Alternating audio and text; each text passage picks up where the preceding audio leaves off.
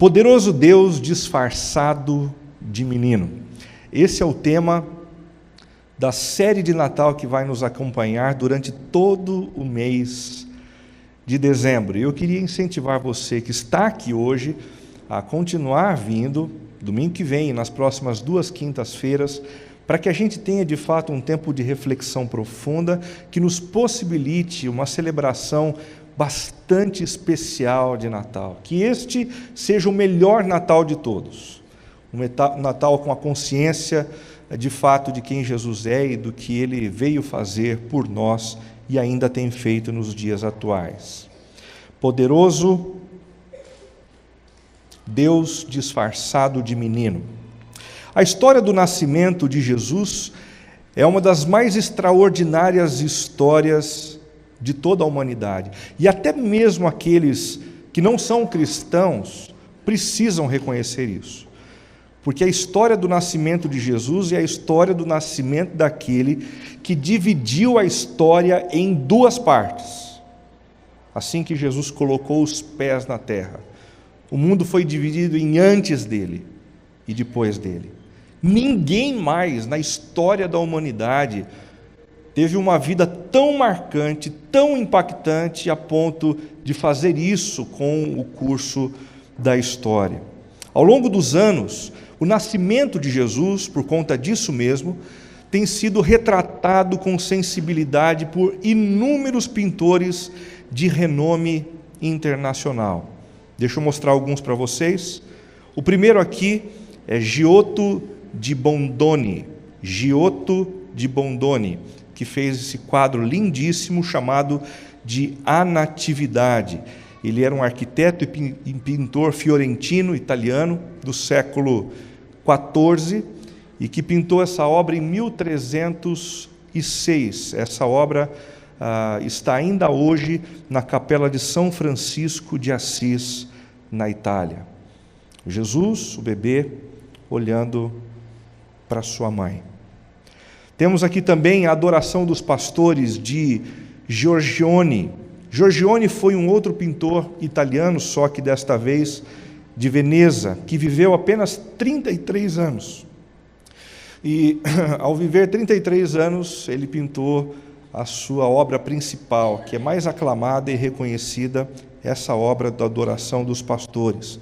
Foi produzida em 1507, uma obra belíssima. E a última que eu quero mostrar para vocês é essa de El Greco, a Adoração dos Pastores também.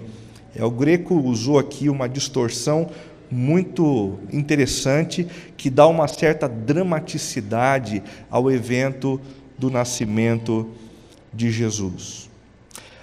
Apesar de belas, todas essas pinturas que retratam o nascimento de Jesus, retratam também um Jesus extremamente frágil e um Jesus extremamente carente. Deu para vocês perceberem isso nas imagens que se passaram? Nelas, Jesus é alguém que precisa de colo da mãe para se defender. É alguém que, deitado ao chão, não consegue nem mesmo sustentar o próprio corpo e que se deixa distrair facilmente por um brinquedinho infantil. Muito embora os retratos de Jesus na manjedoura sejam retratos fiéis ao que de fato aconteceu, a lembrança exclusiva desses retratos tende a forjar na nossa mente a imagem de um Jesus que é profundamente frágil, simples, e que não tem condições de sequer cuidar de si mesmo. Essa visão de Jesus tem dado origem a uma espiritualidade distorcida e deformada, bastante distorcida e bastante deformada, onde as pessoas acreditam ser possível celebrar a humanidade de Jesus, mas ao mesmo tempo negando a sua divindade, onde as pessoas acreditam ser possível acreditar ou enaltecer os ensinamentos de Jesus sem a responsabilidade de se submeterem a esses ensinamentos. E também as pessoas acreditam ser possível depositar a confiança em Jesus, mas não exclusivamente em Jesus. Diferente do que a gente viu em algumas imagens agora há pouco, na literatura, C.S. Lewis acabou retratando Jesus e o Jesus do Natal de uma forma muito diferente, de uma forma a ressaltar o seu poder, a sua força, a sua bravura. No primeiro livro das Crônicas de Nárnia, nessa excelente obra literária, Jesus foi retratado como um grande leão poderoso, capaz de criar e manter todo o universo. Não sei quantos aqui já tiveram o privilégio de ler as Crônicas de Nárnia, mas o universo é criado quando esse leão que aí está coloca o seu enorme grito. Quando ele ruge, o mundo vem à existência. E então ele determina quem são aqueles que falam e quem são aqueles que se calam dentro da cidade de Nárnia. Há um texto muito interessante na primeira obra de C.S. Lewis, das Crônicas de Nárnia, que diz assim: quanto ao próprio Aslan, o leão em questão, nem as crianças, nem os castores souberam o que fazer ou dizer ao vê-lo. Quem nunca esteve em Nárnia há de achar que uma coisa nunca pode ser boa e aterrorizante ao mesmo tempo. Quem nunca esteve em Nárnia não consegue entender essa história de Deus ser ao mesmo tempo uma pessoa boa e ao mesmo tempo aterrorizante, forte, poderosa. Os meninos entenderam logo, pois quando tentaram olhar para Aslan de frente, só conseguiram ver de relance a juba de ouro e uns grandes olhos régios, soleníssimos e esmagadores. Depois, já não tiveram forças para olhar e começaram a tremer como varas verdes. É exatamente essa sensação descrita por C.S. Lewis que nós encontramos nas Escrituras. Pois Deus é, ao mesmo tempo, em Jesus, um bebê e um ser extremamente forte. Alguém que se diminuiu conscientemente, assumindo a forma de servo, mas mantendo na sua própria essência poder e autoridade sobre todo o universo. É exatamente isso que o apóstolo Paulo diz em Colossenses capítulo 1, de 15 a 20. Esse texto é, na verdade, um hino bastante antigo, que provavelmente era cantado por algumas comunidades. E esse hino diz assim: Ele, Jesus, é a imagem do Deus invisível, não apenas um bebê frágil que precisa do auxílio de outras pessoas, mas a imagem do Deus invisível, o primogênito de toda a criação, pois nele foram criadas todas as coisas nos céus e na terra, as visíveis e as invisíveis, sejam tronos ou soberanias, poderes ou autoridades, todas as coisas, prestem atenção, todas as coisas foram criadas por Ele e para Ele. Ele é antes de todas as coisas, e nele tudo subsiste. Ele é a cabeça do corpo, que é a igreja. É o princípio e o primogênito dentre os mortos, para que em tudo tenha a supremacia, pois foi do agrado de Deus que nele habitasse toda a plenitude e por meio dele reconciliasse consigo todas as coisas, tanto as que estão na terra quanto as que estão no céu, estabelecendo a paz pelo seu sangue derramado na cruz. Um hino bastante forte, bastante conhecido naquela época e que ressaltava a supremacia de Jesus sobre todas as coisas, sobre todas as coisas. Para a gente entender melhor o contexto dessa passagem, deixa eu contar algumas coisas para vocês. Colossos era uma das 3 cidades do conhecido Vale do Lico. Ao lado dessas outras 2 cidades, Hierápolis e Laodiceia, formavam-se ali o Vale do Lico, um lugar onde se produzia muito tecido, uma região bastante próspera. A igreja de Colossos foi plantada por Epáfras, que se converteu a Jesus na cidade de Éfeso. Muito embora as 3 cidades se desenvolvessem ali a partir da venda de tecidos, a cidade de Colossos acabou perdendo um pouquinho da sua força, porque à medida em que os romanos iam construindo as suas estradas, Hierápolis e Laodiceia foram privilegiados. E então Colossos perdeu a sua força.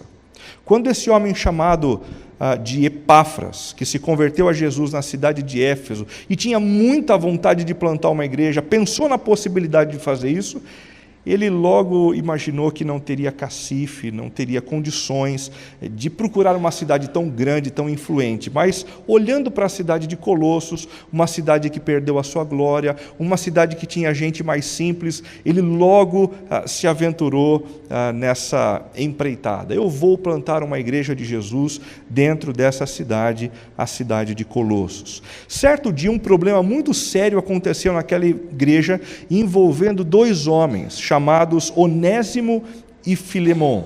Onésimo era escravo de Filemon, e durante muitos anos ele trabalhava nessas condições, servindo a Filemon.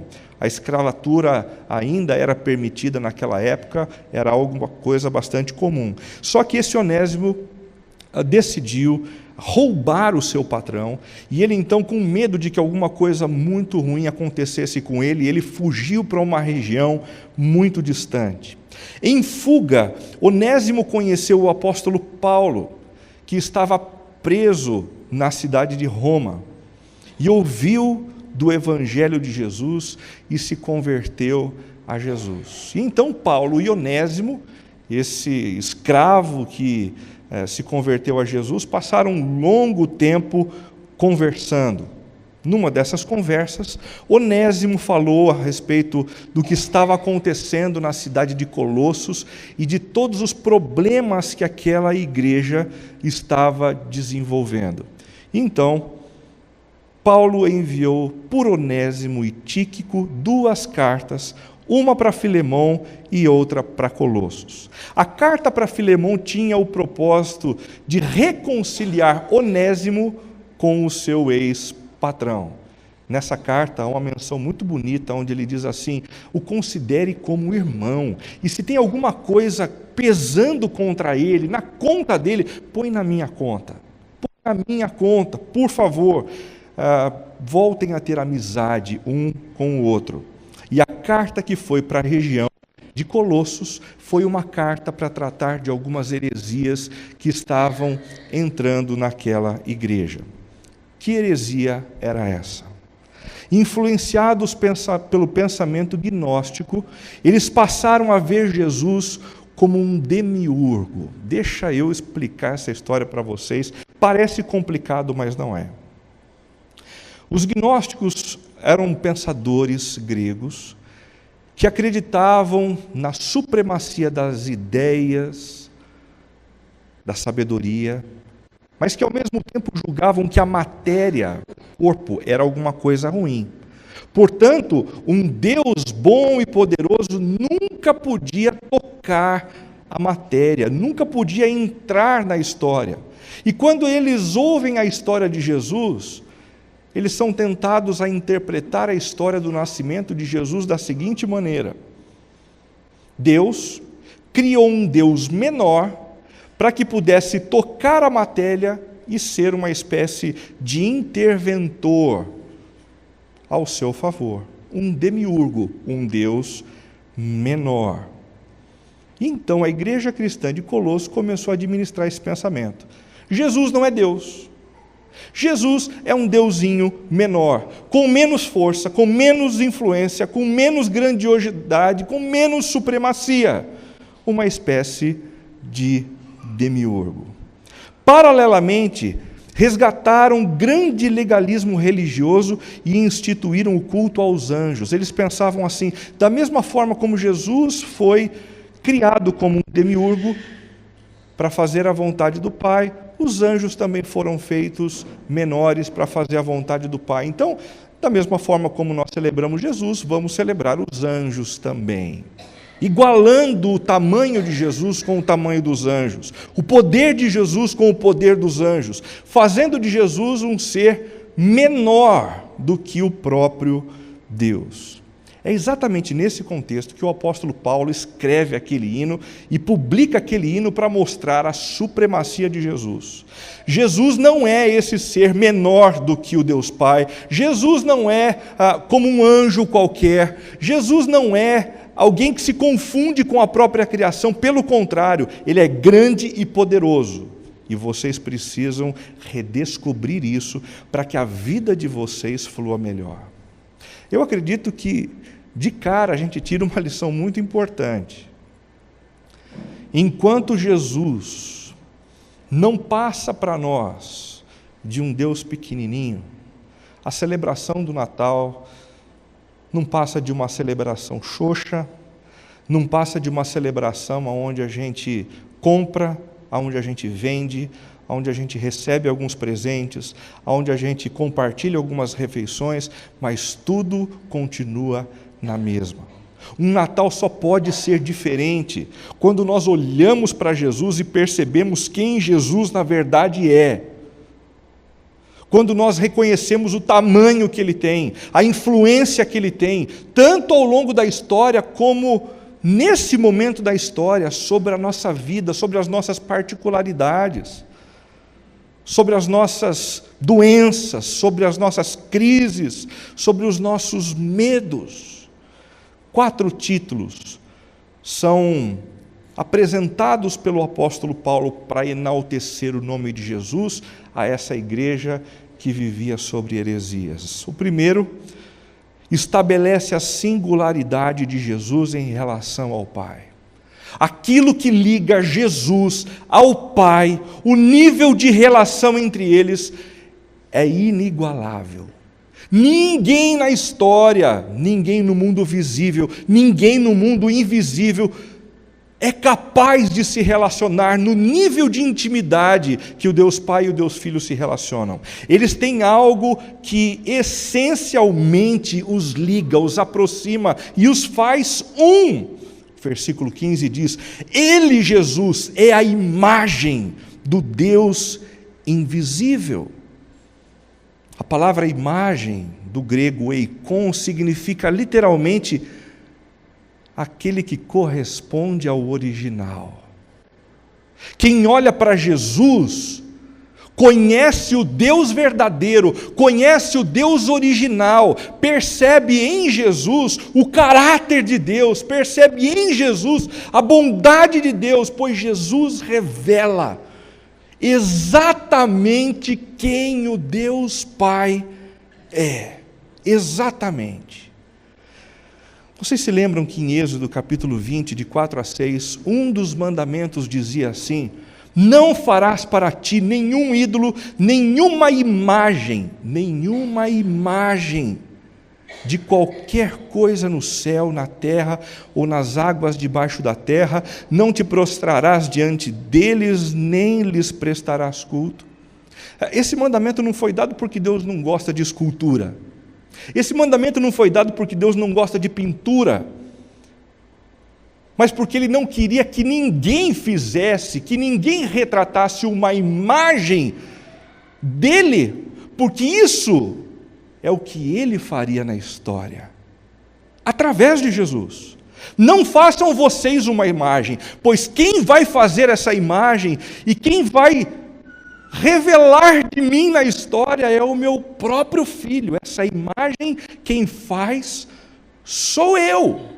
E o próprio Jesus reconhece isso em João capítulo 10, versículo 30. Ele reconhece a singularidade da relação dele com o Pai. Percebam, eu e o Pai somos um. Não há diferença entre a gente. Somos iguais, eu e o Pai somos um só. Eu lhes mostrei muitas obras, muitas boas obras da parte do Pai. Por qual delas vocês, religiosos, querem me apedrejar? Responderam os judeus: não vamos apedrejá-lo por nenhuma boa obra, mas pela blasfêmia, porque você é um simples homem e se apresenta como Deus. Aqueles que conviveram com Jesus sabiam exatamente o peso das palavras de Jesus e do apóstolo Paulo, mencionando como aquele que é a imagem de Deus. É como dizer, ele é o próprio Deus.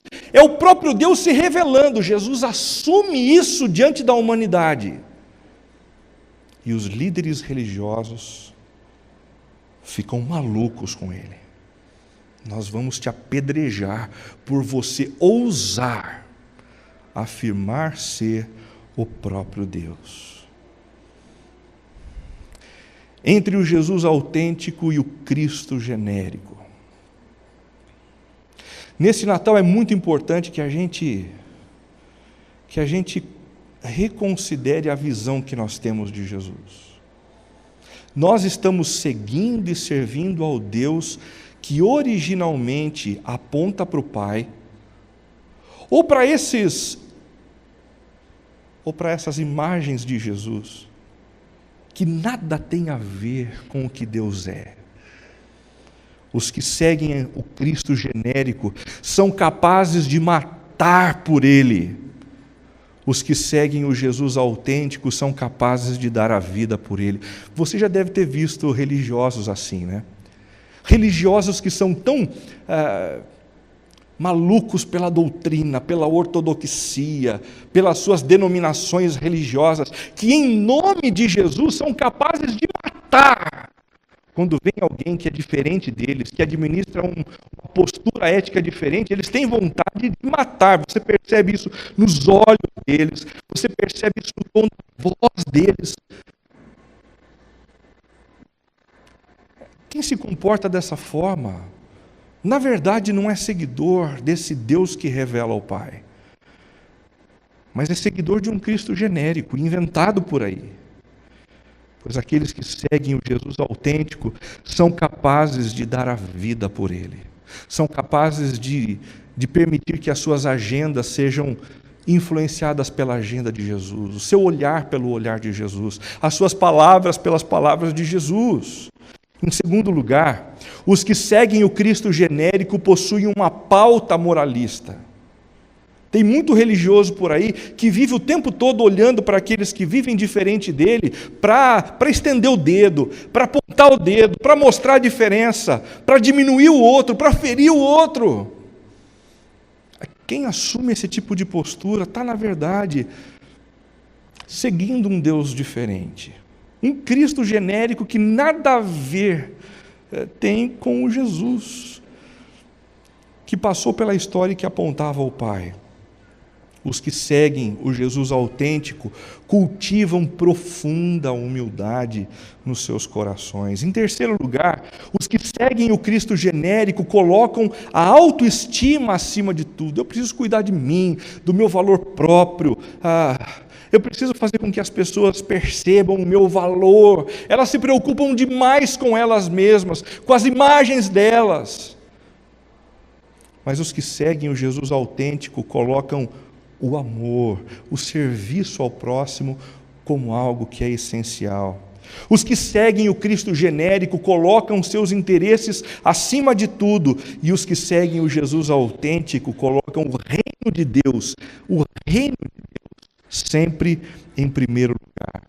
Os que seguem o genérico vivem obcecados pelo lucro, pelo dinheiro, pela prosperidade, mas os que seguem o Jesus autêntico são diferentes. Eles têm prazer em cultivar a generosidade. Eles gostam de ver alguém sendo cuidado por eles mesmos, pelo dinheiro deles, pelas posses deles.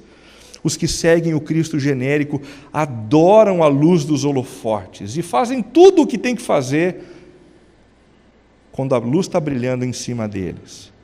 Mas os que seguem o Jesus autêntico preferem a descrição dos bastidores.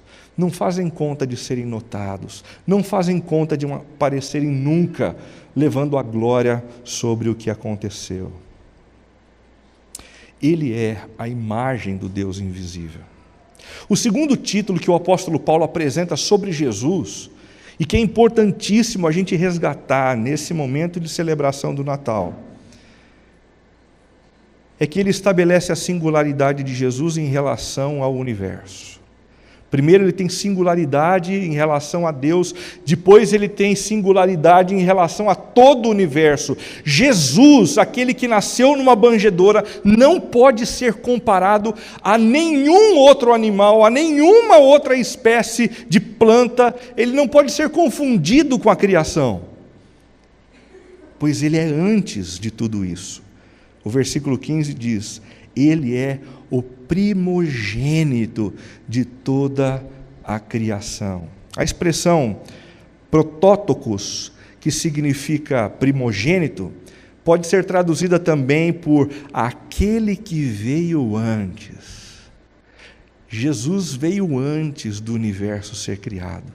Jesus existia antes dos anjos, dos seres celestiais, da terra, do firmamento, dos animais. Antes disso tudo, ele já existia. A existência de Jesus não se confunde com a criação do cosmos. Ele é antes de todas as coisas. Certa vez, o conhecido Marco Aurélio disse: ó natureza, tudo vem de você, subsiste em você e volta para você. O hino escrito por Paulo dialoga com essas palavras, dizendo: não, o mundo não é resultado de uma série de casualidades da chamada mãe natureza, mas é o resultado direto da intervenção do ser mais poderoso que existe no universo, Jesus, o Filho de Deus.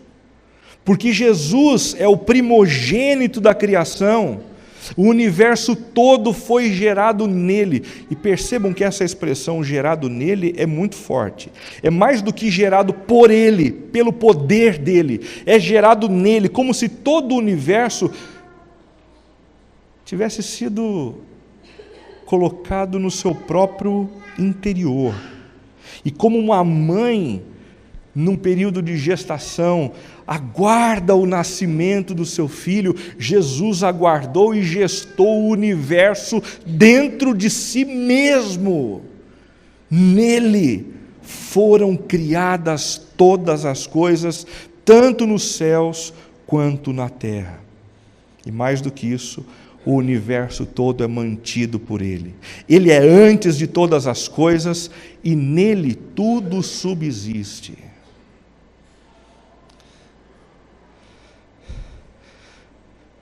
Se não existisse Jesus e o poder dele, o seu casamento já teria sido desintegrado.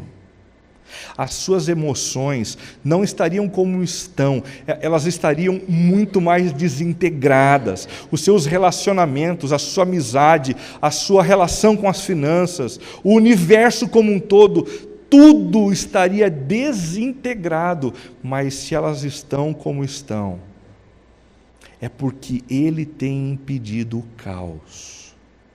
Ele tem impedido que o pior aconteça. O universo todo é mantido por Jesus. Ele é antes de todas as coisas e nele tudo subsiste. Se isso é verdade, segundo o apóstolo Paulo, tudo que um médico descobre extraordinário no corpo humano foi criado por ele. Consegue imaginar, por exemplo, um médico que se especializa no cérebro humano? Todo médico que trabalha num ambiente tão denso como esse, que é o cérebro, há de convir a impossibilidade de descobrir tudo sobre o que está ali. Como o cérebro humano é complexo, e essa complexidade aponta para algo maravilhoso que foi feito por Jesus. O olho humano com a sua complexidade, tudo preparado pelo poder que emana de Jesus, o Filho de Deus. Também tudo o que um físico descobre de extraordinário nas leis da natureza foi criado por ele. Você que já estudou física sabe muito bem que um físico não cria as leis da natureza, mas ele observa e descobre essas leis. Essas leis foram criadas por Jesus. Elas estão no universo por causa dele, pela ordem que emana das suas palavras. Tudo o que um jurista descobre de extraordinário no exercício da justiça foi criado por ele. E por mais que ao longo dos anos a gente vá aperfeiçoando as coisas, a perfeição já foi planejada, prevista e estabelecida pelo próprio Jesus.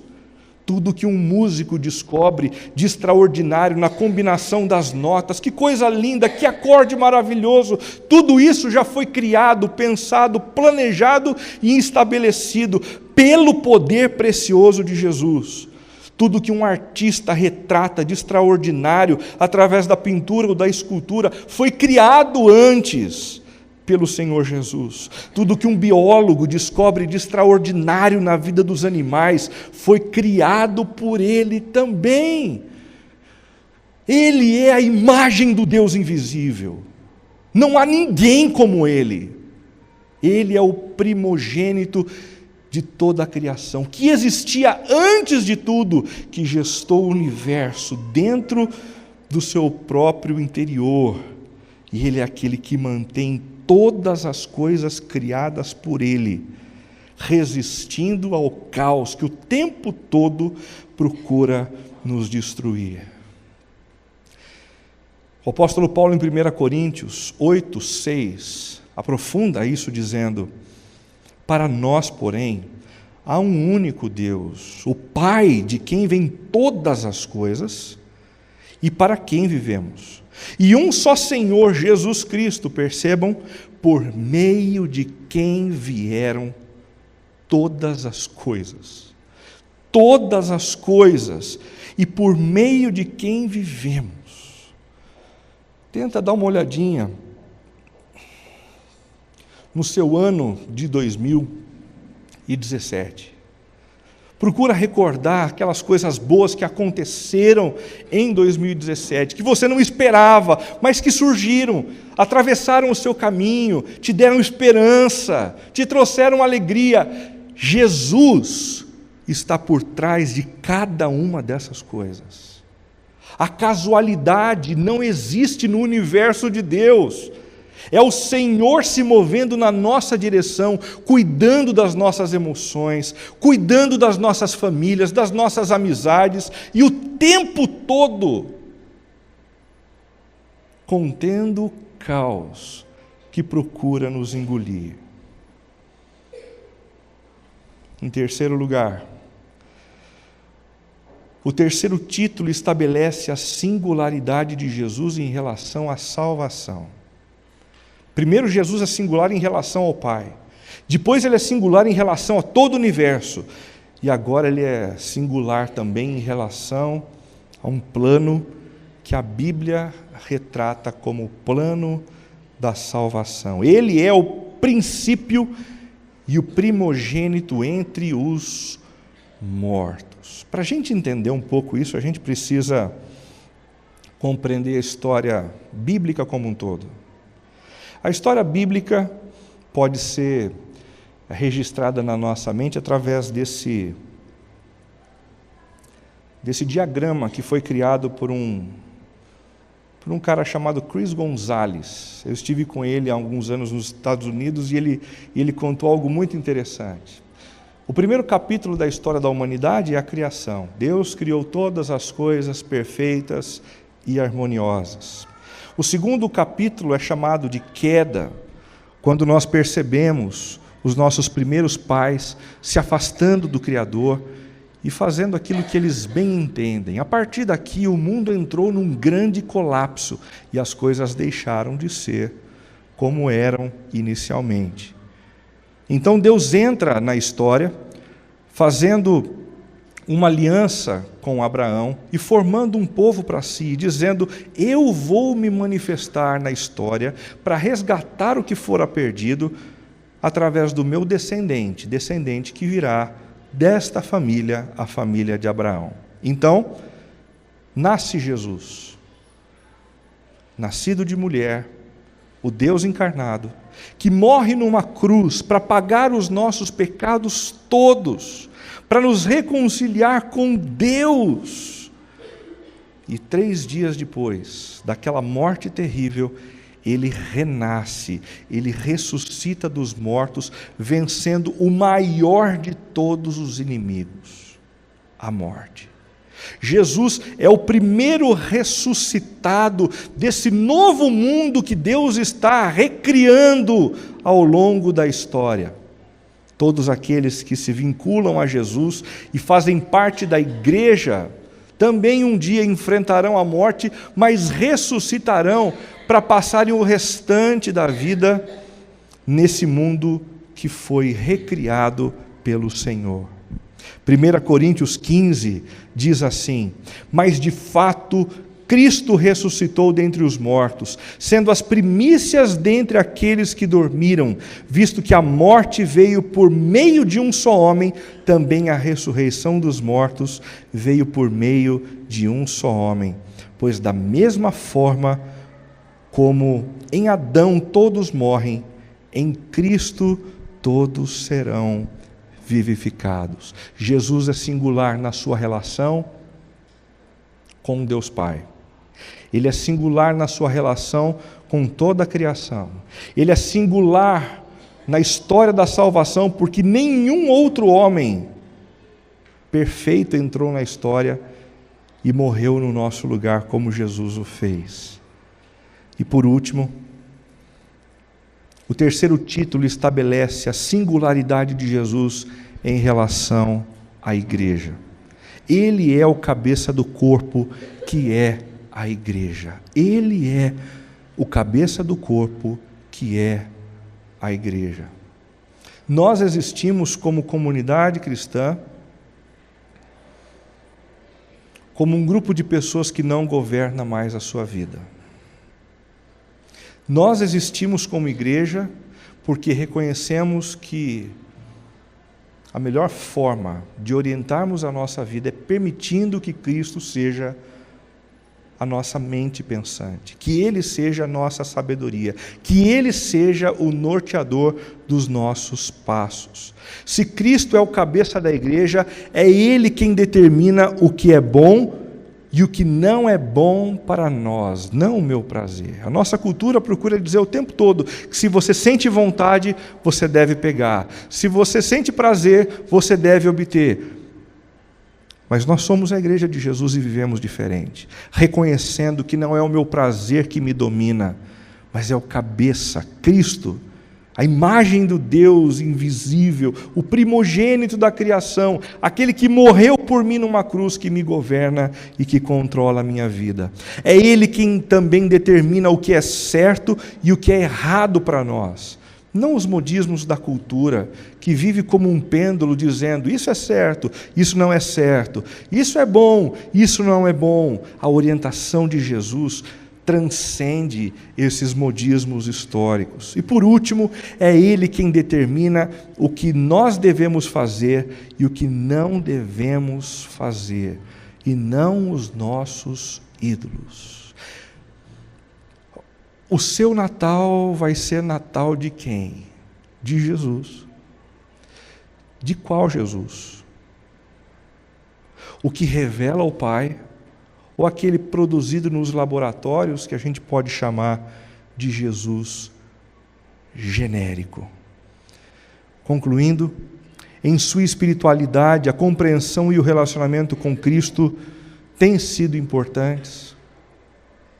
A questão não é simplesmente você ter uma espiritualidade para você. A questão não é simplesmente cada um tem o seu caminho. A grande questão é o seu caminho de espiritualidade. De fato, tem o Jesus revelado nas Escrituras Sagradas como o centro? toda e qualquer outra espiritualidade, por mais humana que seja, por mais bondosa que seja, por mais caridosa que seja, não prova da revelação que somente Jesus pode fazer do Pai. E por quê? Porque Ele é a imagem do Pai. Jesus é o próprio Deus encarnado e, portanto, não existe uma outra forma de nós nutrirmos a nossa alma com plenitude, somente através de Jesus. Você tem se deixado conduzir pelo Jesus autêntico ou pelo Cristo genérico oferecido pela cultura? Se alguém escrevesse um livro sobre a sua vida, ficaria evidente para os leitores que as suas decisões,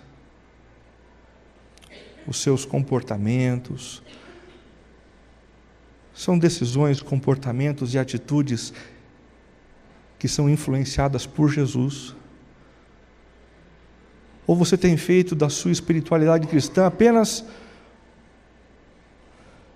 uma relação com o Cristo genérico, que nada transforma em você, que nada muda em você, nem os seus valores, nem os seus princípios, nem a sua diversão, nem as suas pretensões, nem as suas ambições. E por último, neste Natal, como apresentar Cristo como grande e poderoso entre os meus parentes e amigos? Como apresentar Cristo como grande e poderoso entre os meus parentes e amigos? De que forma isso pode acontecer? Que tipo de celebração vai contar para os seus amigos que o mais importante é Jesus para você? O amor dele, a graça dele, o poder dele.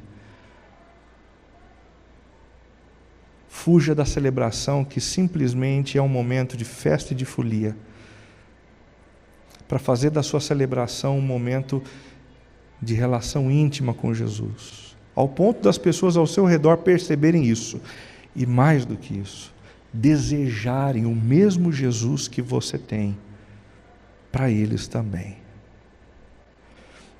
Vamos fechar os nossos olhos, vamos orar.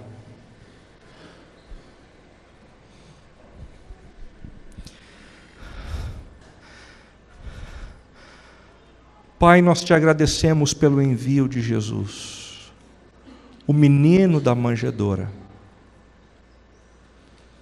Num primeiro momento, nós somos tentados a ver nele apenas a fragilidade de um bebê, que não consegue sustentar o próprio pescoço, a própria cabeça, não consegue se alimentar direito, carecendo sempre do auxílio de outros adultos. Mas ao abrirmos a Tua palavra, percebemos que Jesus é muito diferente disso.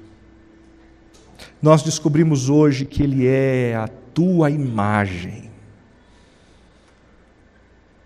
O Teu Filho enviado ao mundo para mostrar o Teu caráter, a Tua bondade, o Teu amor.